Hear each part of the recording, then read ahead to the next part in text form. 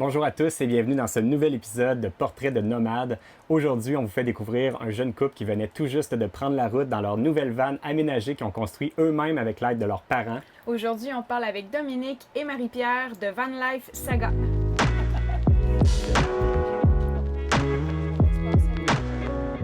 Salut Marie-Pierre et Dominique, comment ça va? Ça va bien? Ça va super bien. Malgré tout, là, je pense que tout est sous contrôle quand même. Là. Ouais, côté physiquement, vous allez bien, vous avez pas rien attrapé en traversant les États-Unis. Là, ça fait Non, une semaine, mais... On touche du bois, puis à toutes les fois qu'on reçoit de l'épicerie de notre famille ou de nos amis, on est tout le temps en train de se demander. Un peu plus tard que ce matin, elle dit « Viens me toucher le front. Je pense que je fais de la fièvre. » Non, mais attends, j'ai tellement pas bien dormi cette nuit, je me suis réveillée en soir, puis j'étais là... Il me semble que les premiers symptômes, c'est de la fièvre. Là, finalement, je suis correcte, je tousse pas. Il faisait juste chaud dans la chambre.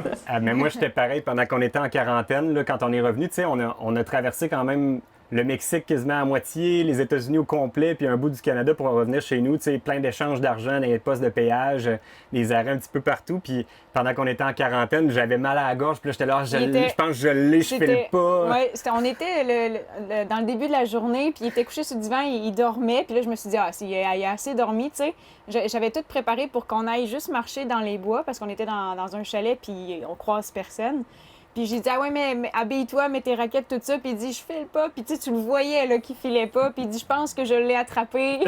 Puis finalement. Mais tu sais, c'était juste un je file pas parce que je viens de faire une sieste trop longue. Puis dans le fond, je suis juste pas bien de m'être réveillé, là. Le classique sieste trop longue. Ouais, c'est ça, exactement. Mais là, parlez-nous un petit peu de votre retour pour le bénéfice de nos abonnés qui peut-être vous connaissent pas. Vous veniez juste de partir, ça fait juste un mois, je pense. Oui, ça faisait 2 ans qu'on planifiait ce voyage-là parce qu'on a été subventionné pour tourner un documentaire sur justement des gens comme vous qui travaillent sur la route puis qui ont un peu sorti du cadre traditionnel du 9 à 5. Puis on voulait aller les rencontrer sur la route. Là. On était censé se rencontrer quelque part au Utah. On était en train de ranger l'itinéraire puis le kit. Puis après ça, on rencontrait quelqu'un en Californie. On venait de finir des entrevues au Colorado. On s'en allait en Oregon puis à Vancouver pour rencontrer d'autres gens. Puis là, ben c'est ça. Tu peux expliquer comment on a reçu les différents avertissements de nos familles? T'sais, nous, en fait, avant de partir aux États-Unis, on était allés 3 semaines à Bangkok. Puis on était un peu comme dans l'épicentre au moment où ça avait commencé, mais on se disait, bon, ça va rester en Asie, puis ça se propagera pas trop, puis on va être correct aux États-Unis. Tu sais, on est en van, on est confinés de toute manière. Puis là, bien, plus ça allait, plus on recevait des alertes de familles, d'amis qui nous disaient, ça commence à être inquiétant aux États-Unis, ce qui se passe, appelez les douanes, appelez la frontière, appelez vos assurances. Fait que là, on a commencé à faire genre une batterie d'appels. On a passé 1 semaine au téléphone à entendre la thématique du gouvernement du Canada. Non, c'est pas ça. En tout cas, peu importe. En tout cas, j'avais la chanson dans la tête pendant 1 semaine. Fait que là, à tous les jours, j'appelais le gouvernement, j'appelais le Canada, puis je leur demandais est-ce que je suis obligée de revenir? Puis ils me disaient non, madame, vous n'êtes pas obligée de revenir, la frontière va toujours être ouverte. Fait que là, on se disait bon, mais finalement, on n'a peut-être pas besoin de revenir. Puis après ça, j'appelais la Croix-Bleue, qui était mon assureur, puis je leur demandais est-ce que j'ai besoin de revenir ou est-ce que je suis encore couverte? Puis ils nous disaient ben oui, vu que vous avez réservé au début du mois de janvier, vous êtes encore couvert. Fait que là, on disait OK. Puis est-ce qu'on doit revenir? Ben non, c'est sûr que vous n'êtes pas la priorité aux États-Unis, mais tu sais, vous êtes couvert, puis la couverture fonctionne toujours. Fait qu'à un moment donné, on se regardait, puis on se disait, on a-t-il vraiment besoin de revenir? Puis là, il y a un matin où on a reçu un appel de nos parents qui nous disaient que la frontière venait de fermer, qui commençait à donner des amendes qui étaient assez sérieuses, que les parcs nationaux fermaient aux États-Unis, que les campings fermaient. Fait que là, à un moment donné, on s'est dit... Vous étiez partis, fait que là, on s'est dit... Ouais. Il y a peut-être un message. Il y a peut-être quelque chose qu'ils ont compris qu'on n'a pas compris c'est encore. Ça. Ouais, fait que... Puis là, on avait rencontré un couple de Québécois, puis eux nous ont comme aidés un peu parce que, tu sais, c'est pas évident sur le moral quand ça fait 2 ans que tu mets de l'énergie dans un projet.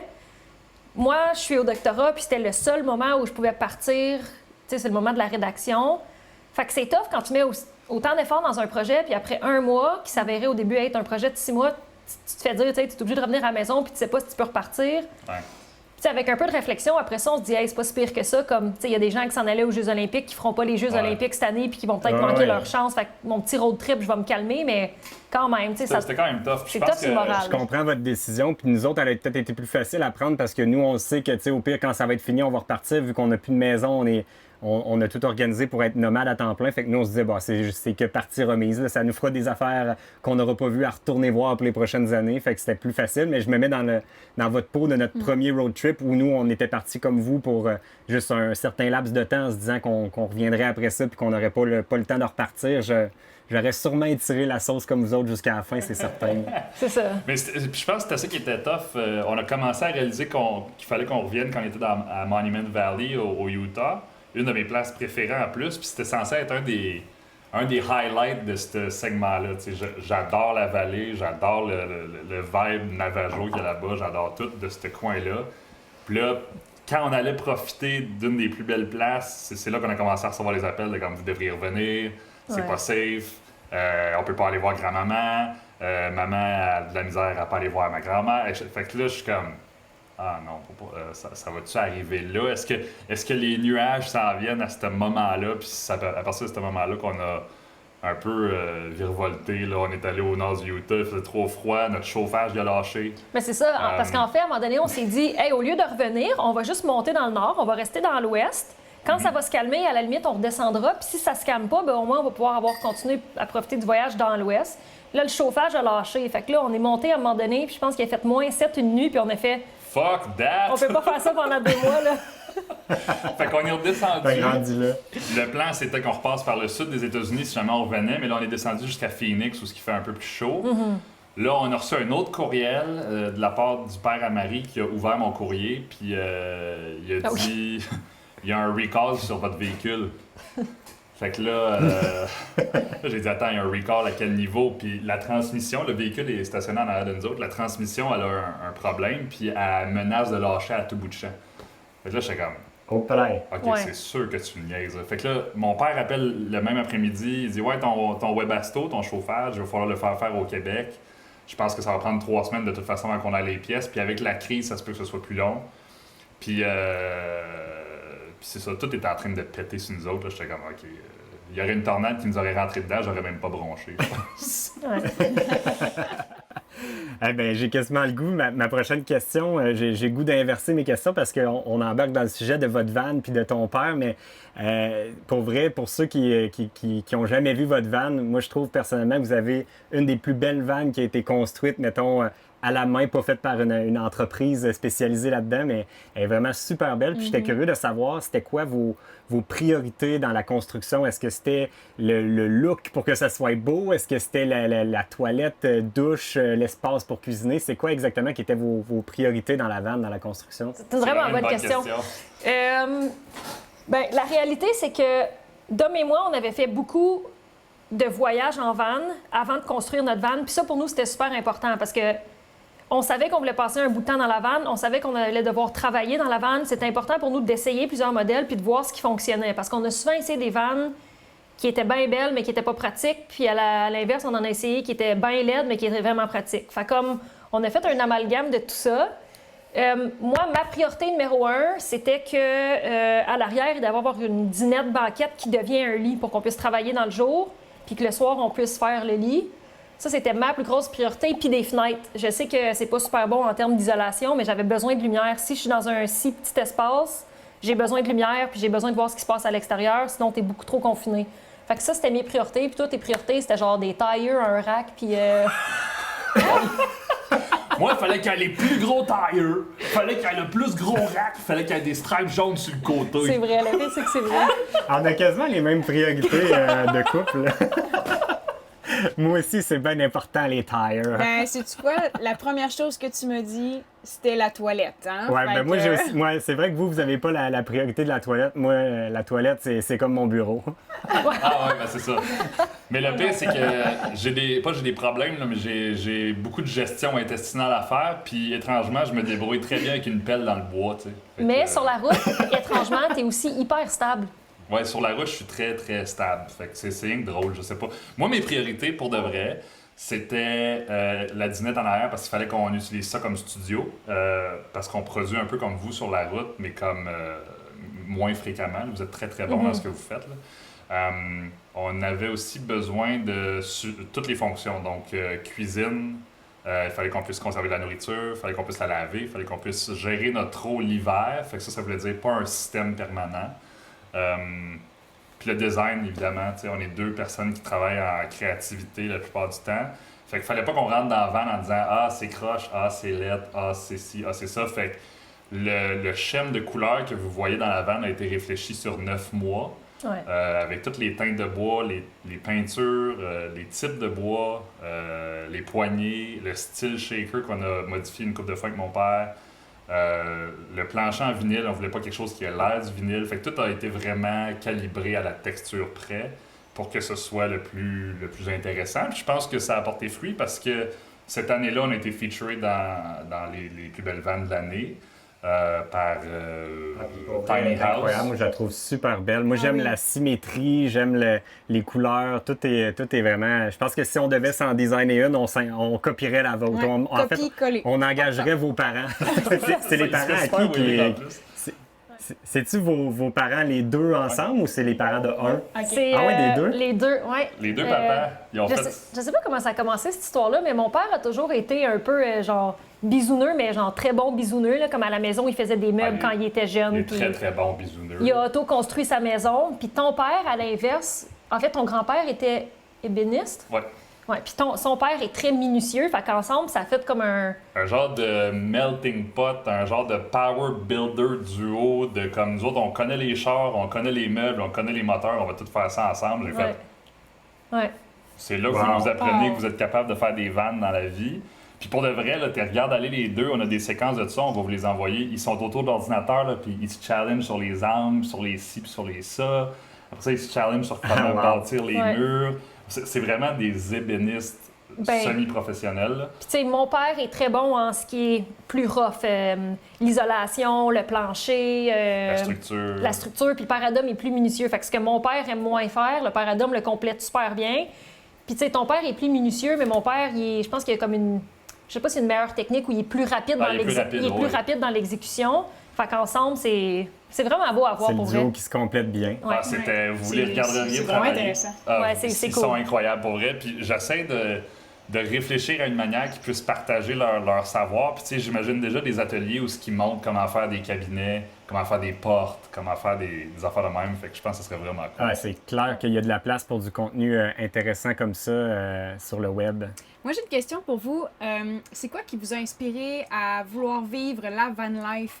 Est-ce que vous avez eu un déclic qui vous a dit on y va all-in?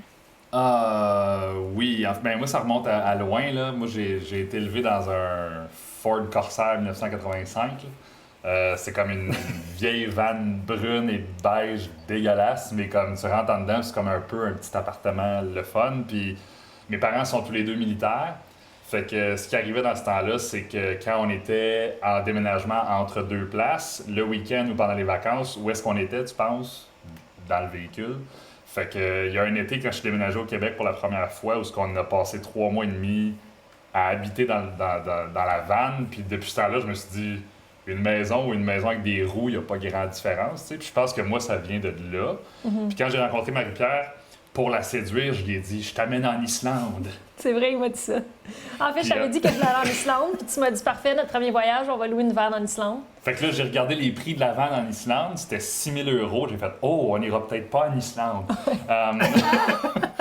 J'ai pas eu moyen de te séduire de même. Ouais, c'est ça. Mais j'ai des skills en photographie et en vidéographie, puis je savais que la compagnie a démarré, fait que je les ai appelés, j'ai dit « Hey, on peut faire des vidéos, je pense que vous avez rien encore », puis ça a donné qu'il y avait absolument rien. Fait qu'on a commencé à vivre la vie de van là. Ouais. Puis elle a fait « Hey, c'est donc ben nice, ouais. tu sais. » Mais moi, j'ai toujours été... Je veux pas dire nomade, parce que je trouve pas que je suis une nomade, là, mais j'aime pas... J'aime bouger, tu sais. En vacances, je fais pas des musées, puis ça m'intéresse moins, tu sais. Je suis moins culturelle, je suis plus comme dehors, plein air, puis j'aime visiter à mon rythme. Puis ce que j'aimais de ça, puis c'est la première fois que je le vivais, c'est que tu manges quand tu veux, tu dors quand tu veux, tu arrêtes quand tu veux, tu voyages, tu visites ce que tu veux voir, puis tu sais, t'as pas de pression, c'est toi qui t'imposes ton rythme, puis ça, je trouvais ça très cool. Puis je sais pas comment c'est venu l'idée de la vanne, mais à un moment donné, on s'est dit, on fait tout ça à deux, puis... Non, mais je sais comment c'est venu l'idée de la vanne. Pour la reséduire, j'ai vendu mon véhicule, puis j'ai acheté une vanne. Je sais pas comment ça s'est passé. Je l'ai acheté. c'est ça. Tout d'un coup, puis on est allé manger... Moi, j'étais avec mes parents. Elle magasiner avec ses parents. La veille, j'avais demandé à son frère d'aller chercher une vanne à Toronto que Metro, la compagnie d'épicerie, venait de mettre en vente. Il avait tout enlevé les écritures dessus. Il est allé la chercher, il l'a droppé dans un centre d'achat que j'avais préalablement identifié où elle allait passer la soirée. C'est pas grave. Puis quand on a soupé après sa session de magasinage, je lui ai juste donné une clé d'un troc, tu sais. Puis elle a dit... Genre, C'est tu m'as quoi, acheté ça? un char? Qu'est-ce tu m'as-tu acheté un char? J'étais comme, ben pas n'importe quel char. Là. Fait que là, on se promène dans le stationnement. Puis, tu sais, c'est une vanne blanche, fait que ça a l'air de rien. Fait que là, j'y montre la vanne, puis elle a dit, ah ben, tabarnouche, on va se bâtir une vanne. Elle était vide, les deux pères étaient comme, on va bâtir une vanne, là, pas lui. Ouais. Ouais, c'était la réalité en plus. Fait que je pense que c'est juste moi, un moment donné, qui a dit, je vais vendre mon Jeep, parce que c'est ça que je conduisais avant, puis on a acheté ça. Ouais. That's it. Ah, ben Wow, ouais, c'est c'est cool qu'on intéressant. l'a en background en même temps pour Ben voir. Puis moi, j'aime beaucoup les stickers que vous avez mis dessus. Puis on remarque surtout, il y a un début de nom qu'on voit. Là. Est-ce que votre van, elle a un nom? Hein? Ah, mais là, ça, ouais. c'est le nom de leur blog. C'est pas le nom de la vanne. C'est Ok. Van Life Saga, mais on l'a appelé Vanessa. Puis, tu sais, tout le monde a un nom pour son véhicule. Puis nous, ben, on est allé dans le plus kitsch inimaginable, quelque chose qui commençait avec Van. Puis et le premier mot qui nous est tombé en tête, à un moment donné, ben chaud à 3 h du matin, c'était Vanessa. Fait que ça a resté. Elle était comme, faut y donner un nom à notre van. Moi, j'ai comme, Vanessa! Fait que seulement c'est Vanessa, mais on n'utilise pas beaucoup ce nom-là. Ben, on l'utilise beaucoup. Tout le monde sait qu'elle s'appelle Vanessa. Ouais, mais bon. Ben, nous, on le savait avant même de vous parler qu'elle s'appelait Vanessa. Fait que ça vous donne une idée que le monde le savent. Ouais. Puis des fois, là, quand on se promenait, parce que là, elle est identifiée, elle a 4 lignes jaunes dessus. Aux États-Unis, on reçoit des messages textes à tous les jours. We just saw Vanessa on Highway 83. Hey, malade. Ah, c'est le fun, ça. Ah, c'est cool. Nous, c'est drôle parce que vu qu'on a une Airstream, mais nous, elle n'est pas identifiée pantoute. Fait que tout le monde, quand il voit une Airstream, ils nous écrivent « Hey, on vous a vu à telle place. » Puis on est comme « On n'est pas là pantoute. » Oh, c'est drôle ça. Mais ça nous est arrivé. On était dans un camping au Utah, puis j'ai vu un pick-up noir avec un Airstream. J'étais Ah comme, oui, c'est ça, ça. Ils sont là! Ils sont là, on va aller les voir! Puis là, j'ai vu sur Instagram que vous étiez pas là, pas à toi. J'étais comme, ils sont pas là! On n'ira pas les voir! Non, c'était pas vous autres. Ah, c'est bon. Bon, ben, on a un peu plus l'histoire à propos de votre van Vanessa. Attends, je devrais dire Vanessa. Vanessa. Et, Vanessa! Est-ce que ça vous est passé par la tête de choisir peut-être un autre véhicule récréatif ou c'était vraiment... Il n'y avait pas d'autre choix, c'était vraiment Une vanne. Vous avez des bonnes questions, les amis. On a fait beaucoup de recherches. C'est ça. Ben, on y a pensé pendant vraiment longtemps. Puis on hésitait entre 3 modèles. Le Transit, le ProMaster puis le Sprinter de Mercedes. Le Sprinter de Mercedes, il est beaucoup trop dispendieux. Fait que, on l'a rapidement éliminé. Puis en plus, toi, avec un peu plus de recherche, tu as réalisé que tu pouvais pas dormir à la verticale. À l'horizon, ben, Tu sur peux le pas travail. ouais, dans la vanne. Tu peux pas dormir debout peux pas comme dans la dormir petite debout. vie. Parce qu'elle n'est pas assez large. Fait qu'on l'a éliminé vite. La Transit, j'ai-tu le droit de dire ça? J'ai un ami qui travaille chez Ford puis qui m'a dit que c'était pourri comme véhicule. Fait que... Mais c'est quand que c'était sorti, par exemple? Tu sais, c'était dans les premières transits. Ouais. Le premier ProMaster, le nôtre, il n'est pas vargeux non plus. Là. Non, Fait que, en tout cas, c'est... Non, ça a l'air qu'il y a des problèmes de transmission. Ouais, je dis ça c'est de ça. même, là, mais... ça de même, là. Ouais, fait que, on est allé avec le ProMaster. Le prix était bon, il était comme carré, qui était plus facile pour la construction aussi. Fait qu'on est allé avec ce modèle-là. Ouais. Je le regrette pas, ça serait cool qu'il soit 4x4, mais bon, ça va peut-être être un jour. Ouais. Pour vrai, c'est moi qui ai fait les recherches principalement. Pour vrai, j'étais censé travailler, je passais 8 heures par jour à checker des véhicules. Puis, 2 secondes, je vais plugger l'ordi parce que je vois que ça bouffe du jus. Puis quand on a finalement arrêté notre choix, c'était vraiment ça. Le ProMaster, il est vraiment large, comme qu'elle a dit. Il est très symétrique aussi. Puis quand j'ai parlé aux deux papas qui ont construit la vanne, j'aurais dit, mettons que vous regardez les shapes intérieures des 3 véhicules, quand ils ont vu le Sprinter qui était très asymétrique, là, ils ont dit, ça va être tough à construire. Puis quand tu le mettais juste à côté de la boîte en métal du ProMaster, le choix était quasiment évident. Là. Mon père, il a dit, ben là, ça va être beaucoup plus facile à construire que n'importe quel autre véhicule. Ah oui, il est très carré, là, le ProMaster, me Tu peux être semble. debout dedans aussi, Tu peux être debout dedans, ouais. quelque chose qu'on recherchait. Il y a une clairance de... Quand il n'y a rien dedans, je pense qu'il y a une clairance de 6,3, quelque chose, 6,2. Fait que là, moi, je mesure 6,1. Avec le plafond, j'arrivais flush, je pouvais coucher de travers. Au début, on trouvait le truck vraiment lettre. Là. Quand je regardais tourner un coin, j'étais comme, je sens qu'on va acheter ça, c'est dégueulasse. Mais. Mais si des gros pneus, il va être bien correct. C'est ça.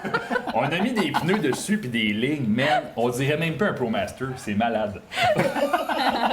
Ah, c'est pas correct. All right. Prochaine question. On peut suivre vos aventures sous forme de différentes sagas sur le web. Pourquoi vous avez décidé de partager vos aventures? Est-ce que c'était purement une question d'aller chercher des vannes gratuites en Islande ou s'il y avait un désir de partage? Ben, au début, c'était ça.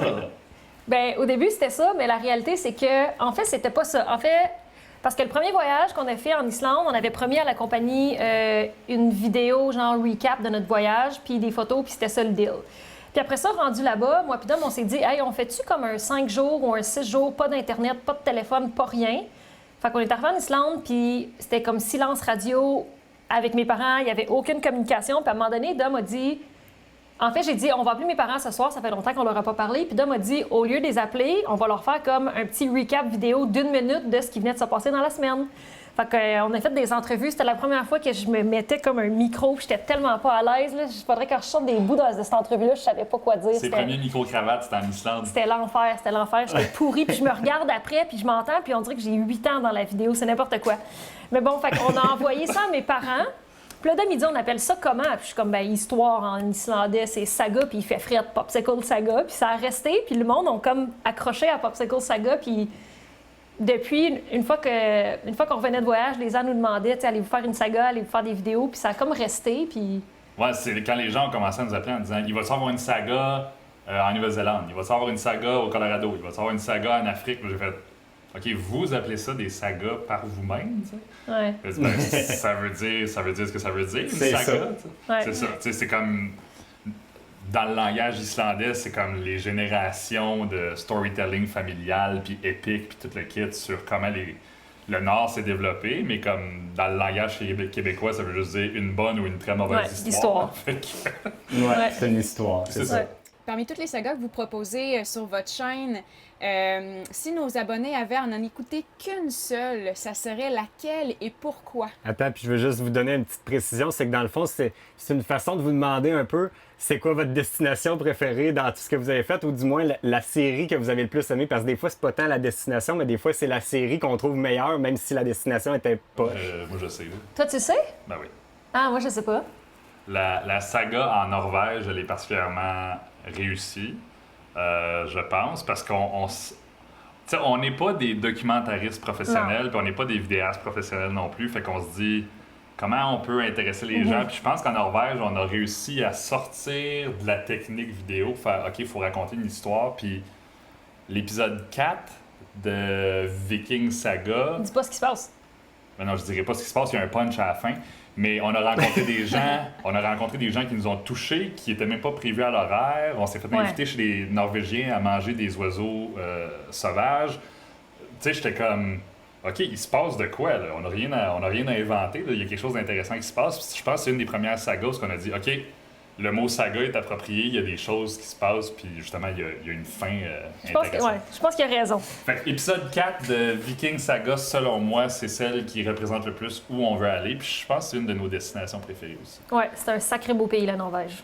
Ça, ce qui est tough, c'est que c'est dur à créer, à planifier une saga à mes yeux, là, tu sais, ce genre de situation-là. Fait que là, si tu veux recréer la même affaire, c'est comme impossible. Faut juste que tu y ailles avec le flow, puis t'espères que maintenant, il arrive de quoi de cool, puis que t'aies ta caméra pointée à la bonne place. Tu sais, on en a fait des sagas qui sont même pas sorties encore aujourd'hui, puis on se dit, nous, on a trouvé ça cool, tout le monde autour a trouvé ça cool, mais comme le montage de cette affaire-là, on dirait qu'il devrait être encore meilleur. Fait que on peut passer des mois sur une saga des fois, puis ça prend beaucoup d'énergie. Là.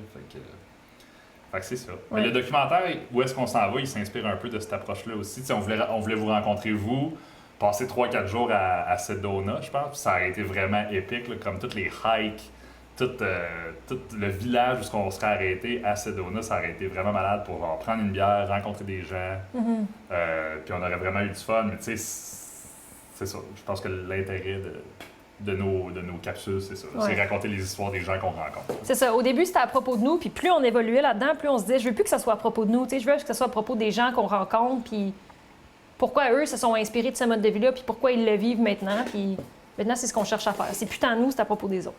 Ma prochaine question, vous avez écrit dans le magazine B-Side, et je cite, « Pisser dans une bouteille de Gatorade la nuit parce qu'il fait -2 et dormir sur le bord de la route avec une gang de camionneurs ne score pas fort sur les médias sociaux. » Est-ce une pratique courante des van-lifers de pisser dans une bouteille de Gatorade, de 1? Et en deuxième partie, réalisez-vous que ça ferait au contraire une très bonne impression, moi je pense, sur les médias sociaux. D'après moi, ça générerait beaucoup d'engagement. Ah mon Dieu, ben je vais répondre super honnêtement à votre question. Quand on est sur une patch d'asphalte dans un stationnement, on peut pas aller à l'extérieur faire nos besoins. Fait que les cannes de Gatorade et ou autres contenants sont où ce qu'on va faire pipi la nuit, ouais. Puis tu sais, C'est ça. c'est drôle On ça. voyait la fierté de Marie-Pierre disparaître dans son regard. C'est ça. Mais même elle le fait, là. Ben oui, je l'ai fait. Puis, tu sais, c'est drôle. Puis, tu sais, tu parles d'engagement. Puis, on a fait une vidéo avec des gens, Exploring Alternatives sur YouTube. Puis, sur les peut-être 400 commentaires, la moitié, c'est voyons donc, elle fait pipi dans une tasse, elle est dégueulasse. Puis, ouais. Fait qu'en tout cas, fait que je me suis fait ramasser là-dessus. Puis, tu sais, la réalité, c'est qu'on est dans un petit espace. Une toilette cassette, ça prend de la place. Puis, moi, puis Dom, on y a réfléchi pendant longtemps. Dans la prochaine, il va-t-il en avoir une?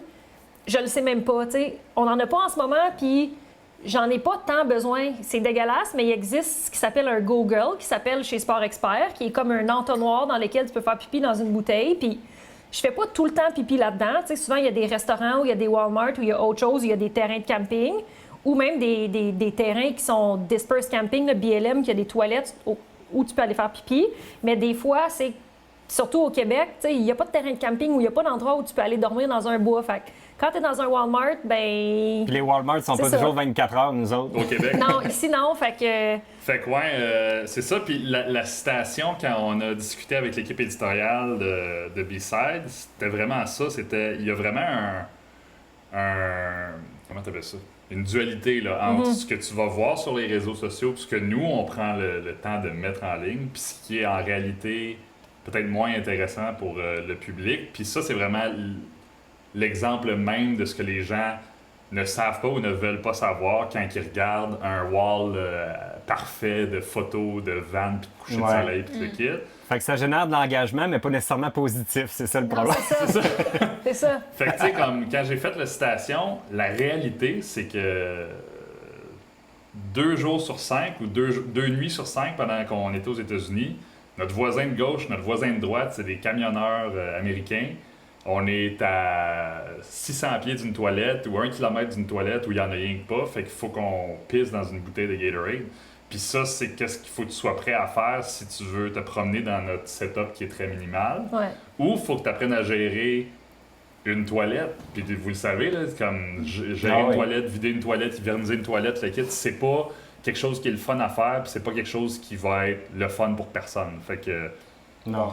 C'est ça. Fait que c'était juste une icône de comment c'est vraiment diversifié ce qu'on peut vivre dans une vanne. Puis le but de cet article-là, c'était vraiment parce que, tu sais, souvent on se fait approcher, puis les gens nous disent ça doit être malade, tu sais, tu te réveilles en Californie, puis tu sais, tu te fais des tacos, puis oui, des fois c'est ça, mais la réalité c'est que des fois c'est pas ça du tout, puis on voulait juste montrer l'envers de la médaille parce que c'est pas vrai que c'est toujours paradisiaque. Puis... Tu sais, la plupart du temps, on mange des avocats avec du sable dedans. Là. Fait que... Ben là, attends, là.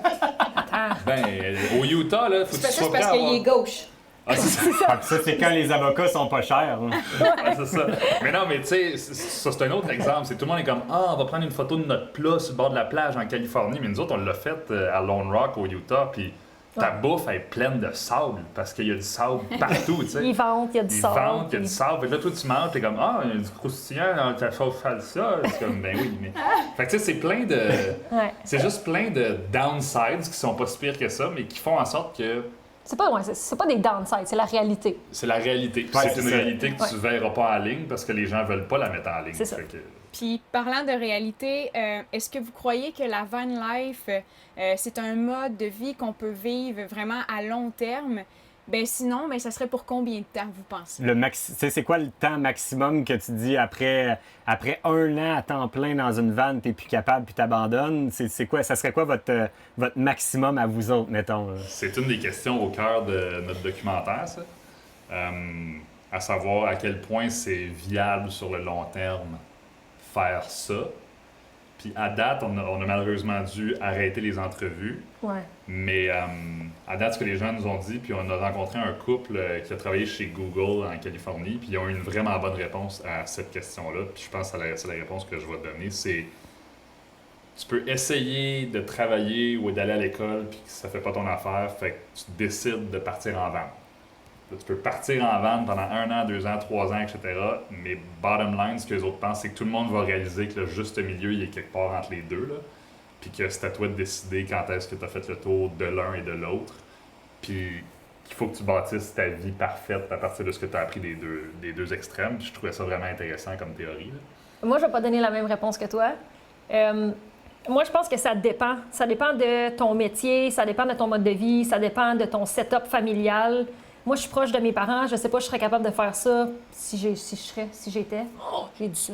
Je sais pas si j'étais capable de faire ça. Non, si je serais. Si j'étais. Si je serais. Oui, parce que c'est du... En tout cas... Tu manges-tu des raies? Écoute... Si, Tu manges-tu des restes? C'est ça. Mais je pense que ça dépend de ton setup. Tu sais, mes parents étant super proches de moi, si j'étais loin d'eux pendant vraiment longtemps, je sais pas si je serais capable. Si tu as des enfants, est-ce que c'est même possible, l'école? Fait que je pense que ça dépend de ton setup. Mais mettons, dans le mode de vie qu'on a actuellement, je pense qu'on serait capable d'y aller longtemps, tu sais. Ah, plusieurs années, oui, encore. Oui. Mais un peu, en fait, vous êtes un bon exemple. Là. Vous avez réussi à trouver quelque chose de confortable, au niveau financier, d'intéressant sur le long terme. Tu sais, travailler avec la vidéo, la commandite, les réseaux sociaux, c'est quelque chose de très intéressant, selon moi, qui peut aller à un setup comme vous autres.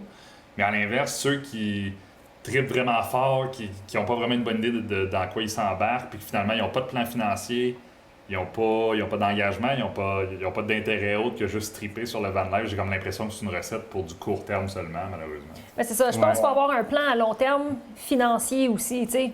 C'est beau travailler sur la route, mais si t'es pas capable de mettre d'argent de côté ou tu penses pas à long terme, ben t'es un peu dans le marde dans 20 ans quand ça finit. Ouais. Puis parlons-en un petit peu de votre setup de vie à vous pour réussir à le faire. C'est quoi vos métiers? Puis comment vous comptiez générer des revenus sur la route? Aviez-vous un pied à terre? C'est quoi votre setup actuellement? Dom et moi, on avait un condo. En fait, c'est le condo à Dom. Qu'on a loué pendant 1 an, fait que ça nous évitait d'avoir des paiements. On aurait pu le vendre, mais on ne l'a pas fait parce que le road trip était temporaire. Sinon, moi, je suis au doctorat, puis à ta 3e année, en fait, après ta collecte de données, tu es en rédaction. Fait que de rédiger dans un café ou de rédiger chez moi ou de rédiger dans une vanne, c'est du pareil au même. Il me faut du Wi-Fi puis une table.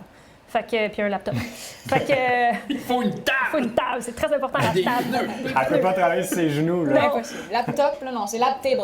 Lap table, c'est ça, c'est bon ça. Ah non, ça serait tabletop. Tabletop! Tabletop, il faut un tabletop, c'est ça. Fait que moi j'en étais là, puis pour faire un peu plus de sous, je travaille en gestion de communauté. J'aide certaines compagnies québécoises surtout, mais aussi américaines dans leurs réseaux sociaux. Fait que tout ce qui est publication Facebook, Instagram, un peu de stratégie aussi derrière tout ça. Fait que j'ai quelques pigistes où je fais du travail mensuel ou annuel. Fait que ça me donne un peu de sous. Puis toi? Je suis propriétaire d'une boîte qui s'appelle Orchestra à Montréal, à Gatineau. Et puis, ça faisait quand même un bout que j'avais mentionné aux autres actionnaires de la compagnie que je souhaitais partir. Fait qu'ils ont été vraiment smart. Je pense pas que c'est dans n'importe quelle compagnie que tu peux dire « Ouais, je veux partir sur la route à temps plein. » Mais partir Puis, temporairement. Ouais, ben oui, on avait déjà un début puis une fin au projet, mais qui était quand même plusieurs mois, là. Fait que ils m'ont laissé organiser ça, etc. Puis, dans un monde idéal, il fallait que je génère quelque chose d'intéressant aussi pour la compagnie dans ce temps-là. Puis on a eu la chance, ou on a mis le travail et la chance derrière un projet de documentaire duquel on vous a parlé, puis sur lequel on aimerait vraiment que vous participiez. Ce documentaire-là, évidemment, il met de l'argent sur la table pour nous faire vivre pendant quelques mois, tu sais. Fait que on a gagné un fonds, on a des commandites, on a son argent qui rentre à chaque mois, on va le dire, tu sais, t'es aussi au doctorat, puis elle est subventionnée pour étudier. Ouais. Puis moi, j'ai des dividendes de la compagnie aussi qui rentrent à chaque mois. Donc, le plan financier duquel on parle pour pouvoir soutenir ça existe dans notre cas. Fait que c'est vraiment intéressant. Puis moi, je juge qu'on est chanceux d'avoir toutes ces différentes sources de revenus-là pour pouvoir arriver à produire quelque chose comme ça puis à être sur la route à temps plein. Mais comme elle l'a dit tout à l'heure, pour que ce soit de longue haleine, il faudrait qu'on fasse encore plus de sacrifices, je pense. Puis il faudrait qu'on revoie les sources de financement, puis il faudrait qu'on revoie la logistique parce que tu as une vanne qui lâche, si ça c'est à corriger, ça peut coûter des milliers de dollars. En ce moment, on est dans un temps de crise, on va pas se le cacher. Ma compagnie va super bien, mais veut pas, il faut qu'on réduise les volumes, il faut qu'on ajuste le output de production parce que les clients ont de moins en moins d'argent. Fait que tu sais, c'est plein de choses de même qui font en sorte que pour vivre à temps plein dans la vanne, il y a quand même un paquet de concessions puis de plans à faire. Puis qu'en ce moment, on se rend compte que les plans, il faut qu'ils soient bons en maudit, sinon ils tombent à terre, puis il faut que tu recommences, il faut que tu reviennes à la maison, il faut que tu viennes chez tes parents. Puis... Ouais. Si on oublie le virus puis la pandémie, est-ce que c'était un objectif que vous aviez de pouvoir vraiment partir full-time aussi? Parce que tantôt, tu parlais, Marie-Pierre, que toi, tu voulais rester proche de la famille quand même.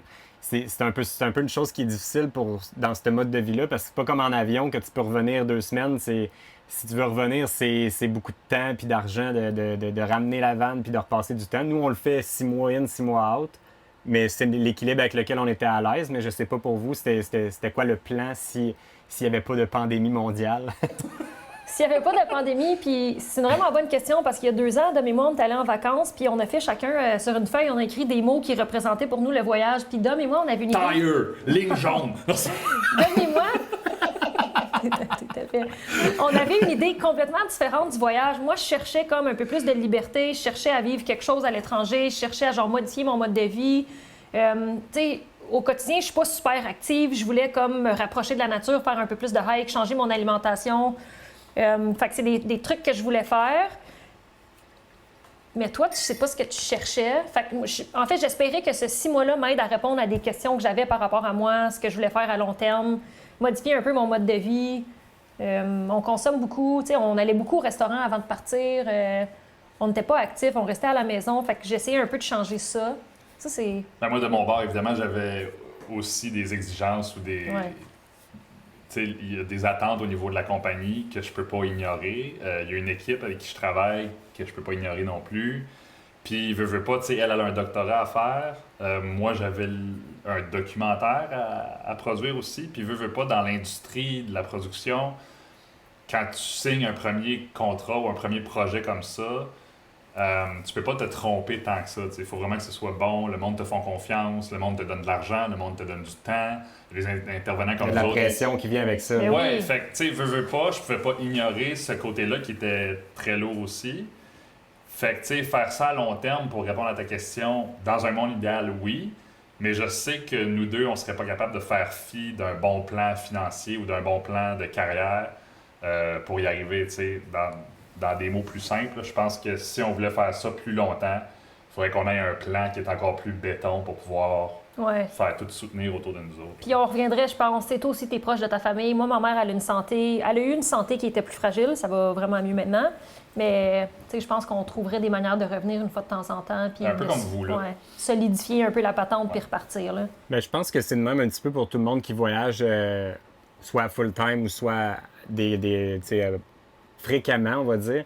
Je pense que tout le monde frappe un mur, souvent rendu à peu près à ça, 6 mois. Rendu à 6 mois en voyage, on dirait que tu as juste hâte de revoir ta famille, tes amis, tu as l'impression que tu as tout vu puis qu'il n'y a plus rien d'excitant. Fait que c'est comme un moment que ça prend un break pour avoir hâte au prochain. Fait que je pense que c'est un bon équilibre. Oui, c'est ça. Puis Brandon, le gars qu'on a rencontré à Boulder, au Colorado, qui travaillait autrefois chez Google puis qui a sorti la théorie que j'aime bien, il a fini par dire « Adventure is not everything », dans le même genre de réponse qu'on est en train de développer, c'est-à-dire il fallait qu'il retourne voir ses parents, il fallait qu'il retourne dans son hometown, il fallait qu'il s'assure que tout était correct, il fallait qu'il se trouve des contrats. T'sais. Fait que je me dis, OK, ben il y a un début de réponse intelligent là, comme un start and go comme vous faites, je trouve ça super intéressant.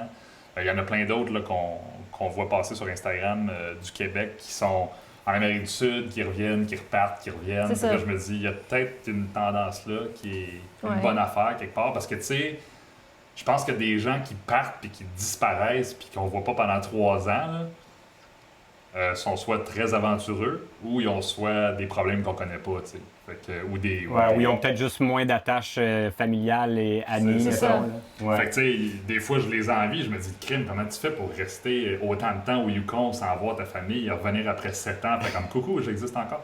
Mais je sais pas. Il y a peut-être un... Je pense que chacun a son histoire, C'est ça, chacun exact. mérite la vie comme Ouais. qu'il veut. Puis qu'il n'y a pas de meilleure histoire que d'autres. C'est ça. Non, c'est ça, c'est de trouver son équilibre puis ce dans quoi tu es bien. Pour terminer, ben, je vous offre notre plateforme. Pluguez vos trucs, votre page Instagram. C'est quoi exactement vos projets? Avez-vous quelque chose à vendre? Voulez-vous que le monde vous suive? C'est quoi les places, là? C'est le temps. Ben là, on a un nouveau site web qu'on n'a même pas pu lancer parce que la crise nous est tombée dessus. Fait qu'on c'est vrai, on a un site web. on se sentait mal de faire genre, hey, on a un site web.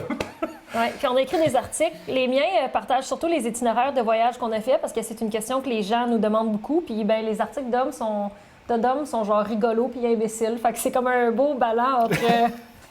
Entre sérieux et imbécilité. C'est Mais ça. on a le vanlifesaga.com Ouais. qui vient de sortir. Fait que, tu sais, donnez-nous vos impressions. Le site il est très bien. On a passé beaucoup de temps dessus. On a notre compte Instagram, vanlife.saga, sur lequel on met 10 niaiseries par jour. Là.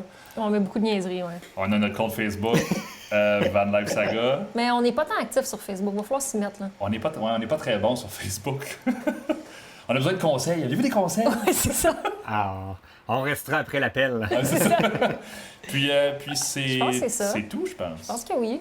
Ouais. On n'a rien à vendre, on n'a rien à... Non. Il y a, la chaîne YouTube, c'est quand même cool, tout est là. On allait évidemment faire défiler les morceaux du documentaire pendant qu'on faisait notre cueillette de données Ouais. là. Mais on va continuer de mettre des niaiseries sur YouTube, ça c'est sûr.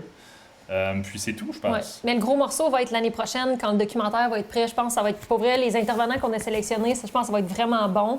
Puis ça va peut-être aider beaucoup de gens qui se posent des questions par rapport à leur futur, par rapport à être travailleur autonome, les impacts, les bienfaits, les avantages, les désavantages, les défis.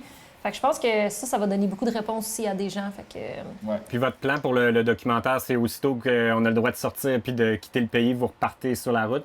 Exact. On va essayer de faire ça. Évidemment, comme je l'ai dit tantôt, il faut que j'enligne tout avec mon équipe là, parce que c'est pas chose facile de juste sortir les opérations puis s'en aller. Mais on a 2 ou 3 plans de contingence, là, comme tout le monde a ce temps-ci. Dépendamment de la date à laquelle on a le droit de voyager, ben, ça va être soit à l'automne ou l'année prochaine ou tard l'année prochaine. Fait que, tu sais, on verra. Là. Mais pour l'instant, je pense que les prochains mois vont être à rencontrer des gens comme vous. Du côté du Québec surtout. Oui, du côté du Québec. Ou du faire Canada, puis... Ouais, faire des tournages au Québec. Tu sais, tant qu'à y être, on va optimiser ce qu'on peut tirer de notre région parce qu'il y a quand même beaucoup de belles histoires. Puis l'année prochaine, si tout va bien, ou dès qu'on a le go du gouvernement, on va déclencher la partie plus internationale de l'opération. Voilà. C'est bien. Fait qu'en terminant, moi, je vais mettre tous les liens de vos trucs dans la description de la vidéo, fait que les gens pourront vous suivre. Fait qu'un gros merci à vous de vous être prêtés au jeu et de nous avoir partagé vos petites histoires. C'était super intéressant. Très intéressant. Puis là, ben, il va juste rester à ce qu'on se croise sur la route en vrai éventuellement. Merci, puis on se parle bientôt. OK, bye!